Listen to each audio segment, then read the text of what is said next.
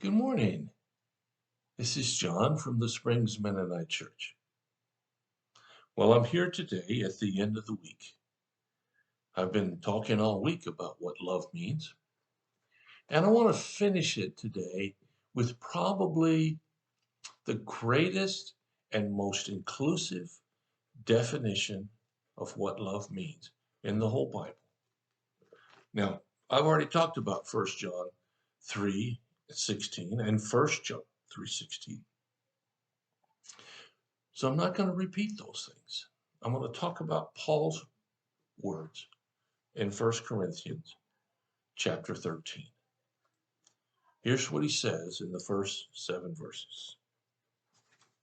If I could speak all the languages of earth and of angels, but didn't love others, I would only be a noisy gong or a clanging cymbal. If I had the gift of prophecy, and if I understood all of God's secret plans and possessed all knowledge, and if I had such faith that I could move mountains, but didn't love others, I would be nothing. If I gave everything I have to the poor and even sacrificed my own body, I could boast about it. But if I didn't love others, I would have gained nothing. Love is patient and kind. Love is not jealous or boastful, proud or rude. It does not demand its own. It is not irritable, and it keeps no record of being wronged. It does not rejoice about injustice, but rejoices whenever the truth wins out. Love never gives up, never loses faith, is always hopeful, and endures through every circumstance. Well, there's an awful lot of stuff here, and I'm not going to get to all of it today. I'll have to come back another time and talk about this verse some more.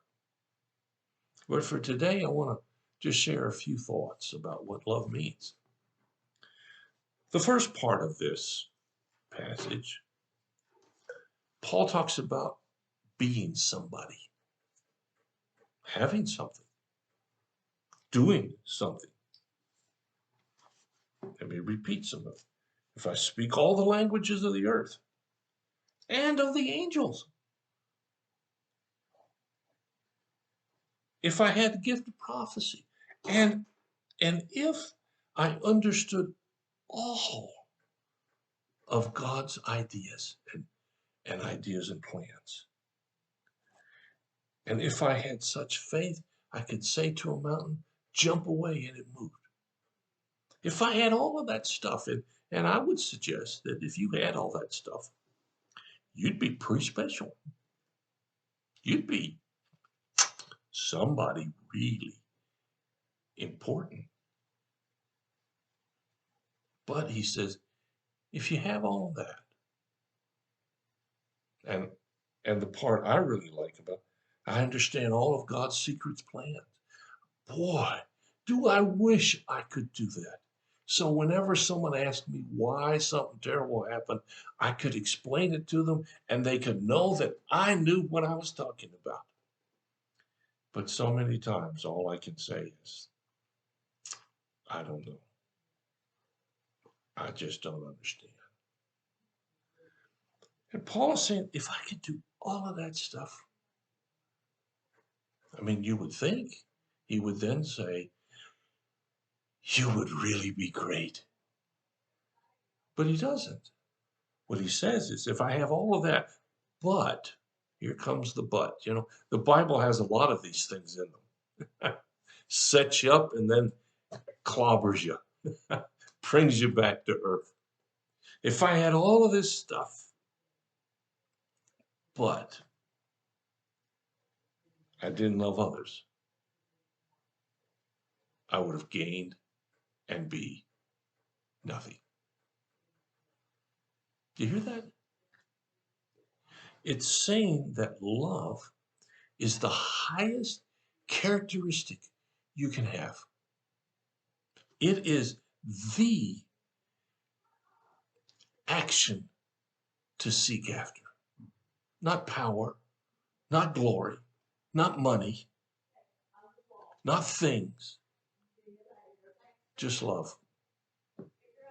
Love means thinking about others and caring. And all the other stuff I've been talking about this week. And then he very quickly goes through a bunch of things to tell us what love is. And I don't have time this morning to elaborate on them, so I'm just going to hit a couple of highlights here. Love is patient and kind. Are you patient and kind? Love is not jealous or boastful. Which one are you? It's not proud or rude. Are you proud or rude?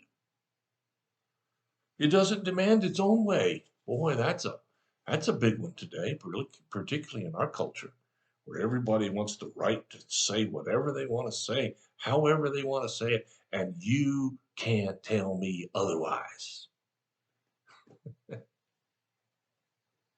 That's not love. It's not godliness either.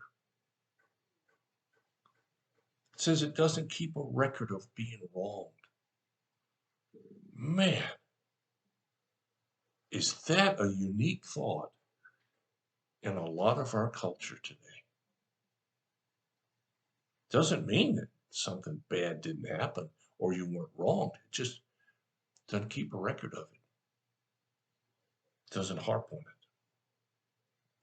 It doesn't rejoice at injustice. Oh, I'm so glad that happened. I'm never glad something bad happened. I don't care whoever it happens to. I know that's not what God wants. It rejoices whenever there's the truth. Truth seems to be a commodity we're getting kind of short on today, or at least it seems that way to me. And then it says it never gives up, never loses faith. It's always hopeful, and it endures through every circumstance.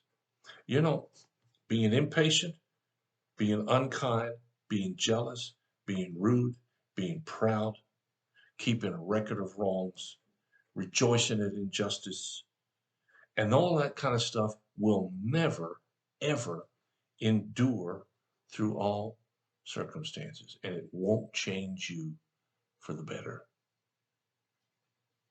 Now, I don't know where you are today. I know where I am, and I need to work on this. Maybe you do too. Maybe there are points and times in your life when you need to just back up and say, oh, I don't want to be like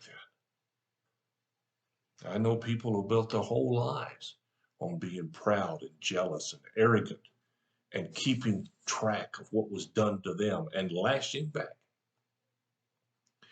And I can tell you, every one of those folks that I've ever met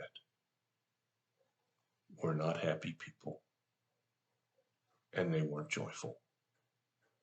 I think there's a connection here, folks. Yep. I think you can have everything in the world and not have love, and it all means nothing. So I invite you today, take a look at your life. Increase your love. Decrease some of the unloving stuff. See what happens.